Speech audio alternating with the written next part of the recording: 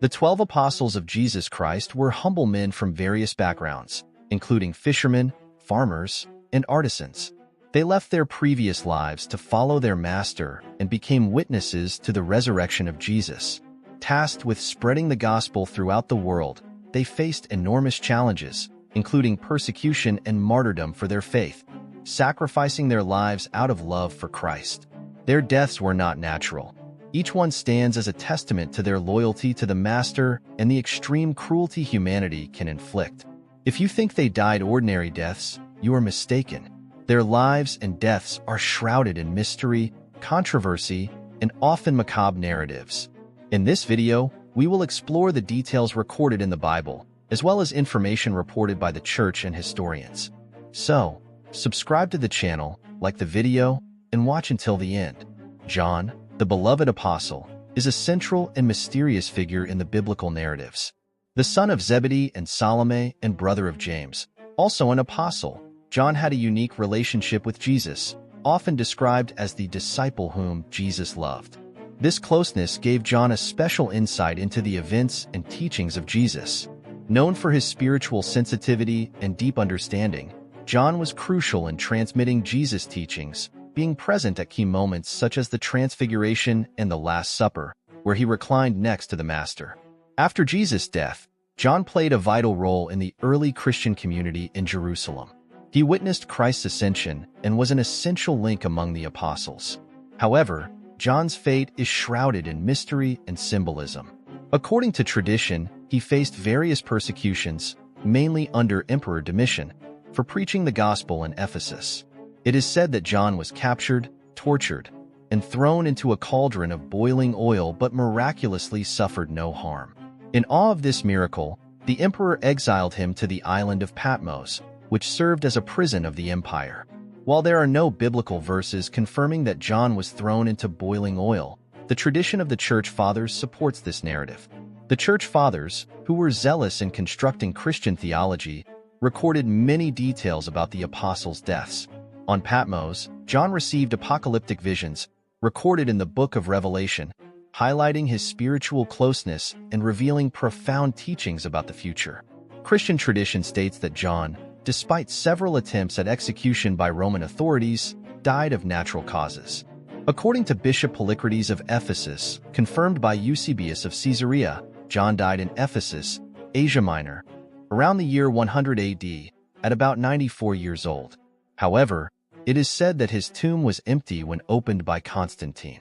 James, the brother of John and son of Zebedee, also played a prominent role. He was present at the Transfiguration, the resurrection of Jairus' daughter, and Jesus' anguished prayer in Gethsemane. James was part of the inner circle of the three apostles closest to Jesus, along with Peter and John. This group witnessed exclusive miracles and teachings, revealing a special trust Jesus placed in them. However, after Jesus' death, James met a tragic end. In the Acts of the Apostles, 12:1-2, it is recorded that King Herod, seeking to please the Jews, ordered James's execution, which is widely accepted to have been by beheading. There are two apostles named James in the scriptures, James, son of Zebedee, and James, son of Alphaeus, also known as James the Lesser. The latter has a more discreet presence in the Gospels. Tradition suggests that he played a role in spreading the gospel, possibly through missionary activities. However, details about his death are scarce and varied. Christian tradition generally believes that he was beheaded in Jerusalem by order of King Herod Agrippa I. Some sources, such as the first-century martyrdom of the apostles, claim he was thrown from the pinnacle of the temple in Jerusalem and then stoned to death. Peter, originally known as Simon, was a fisherman in Bethsaida, Galilee, before being called by Jesus to become a fisher of men. Jesus changed his name to Peter, meaning rock, symbolizing the solid faith he would demonstrate. He is portrayed as a fervent and impulsive disciple but deeply devoted to Jesus, being the first to recognize him as the Christ, the Son of the living God.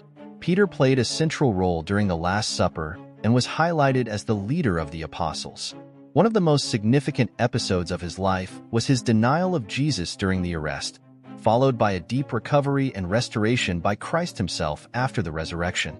Following Jesus' death, Peter embarked on a journey across the vast territory of the Roman Empire to spread the message of the gospel. He eventually settled in Rome, where he emerged as the leader of the Christian community. His leadership is evident in the Acts of the Apostles, where he plays a crucial role in the expansion of the gospel, particularly among the Gentiles. In 64 AD, a great fire consumed Rome, triggering a series of events. Emperor Nero blamed the Christians for the fire and launched a relentless persecution against them. Peter was arrested and condemned to death. Tradition holds that he requested to be crucified upside down, stating that he was not worthy to die in the same manner as his master. The chosen site for his crucifixion was the Vatican Hill, where the majestic St. Peter's Basilica now stands. He became one of the first martyrs of Christianity, significantly contributing to the spread of the gospel worldwide. His death is considered a courageous and final testament to his unwavering faith in Jesus Christ. Emperor Nero is also often associated with the apostle's death.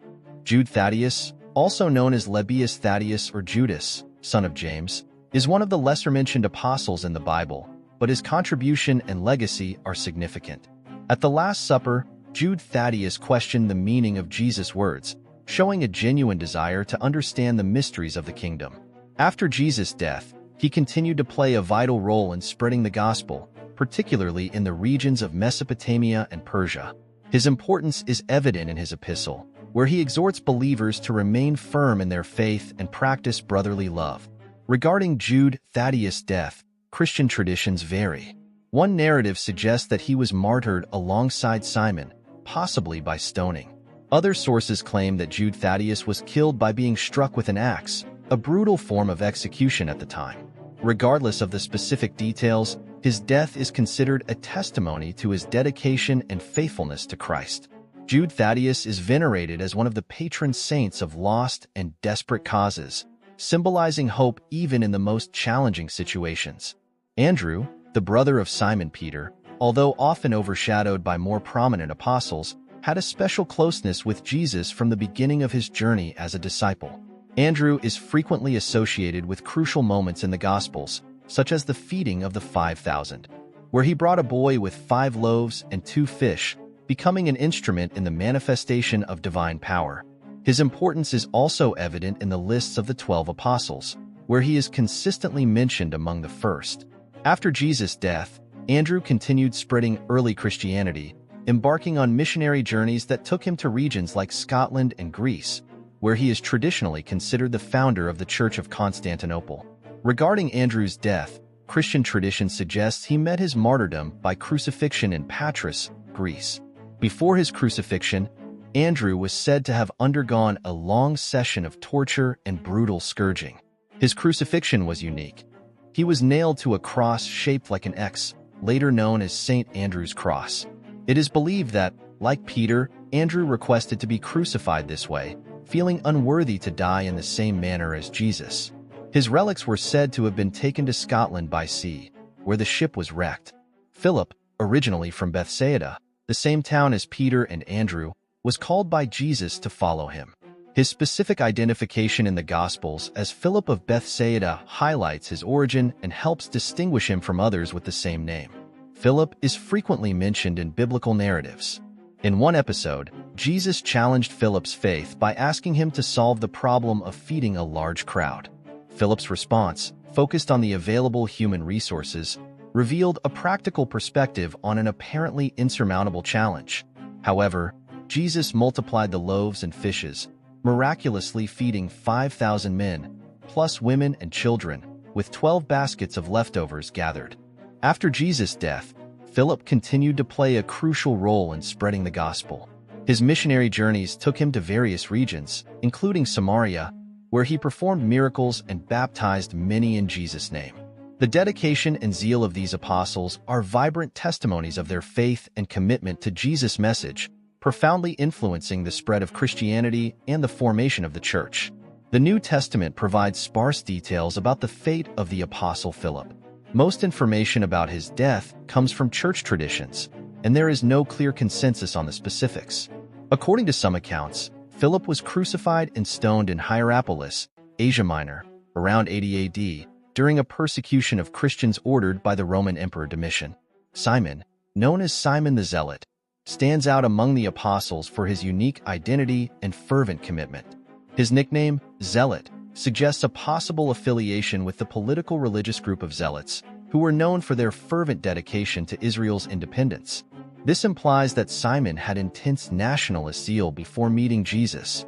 The details of Simon's death are scant, but most accounts suggest he was brutally tortured, with his body being flayed and sawn in half during the persecutions under the Roman Emperor Trajan. Bartholomew, one of the 12 chosen by Jesus, had a remarkable encounter with Christ, described in the Gospel of John, where Philip introduces him to Jesus, who greets him as a man without deceit. After Jesus' resurrection, Bartholomew took the gospel to India, where he succeeded in converting many to Christianity. This drew the ire of the pagan king Astyages, who ordered his arrest and execution. The historical information about Bartholomew's death is limited, but Christian tradition offers different versions. One suggests he was beheaded, while another, from the Orthodox tradition, claims he was flayed alive and then crucified upside down, with his skin displayed publicly as a warning. Matthew, the apostle and evangelist, was known as Levi, a tax collector in Capernaum before being called by Jesus. His profession placed him in a socially despised position, but his life changed radically when he followed Jesus.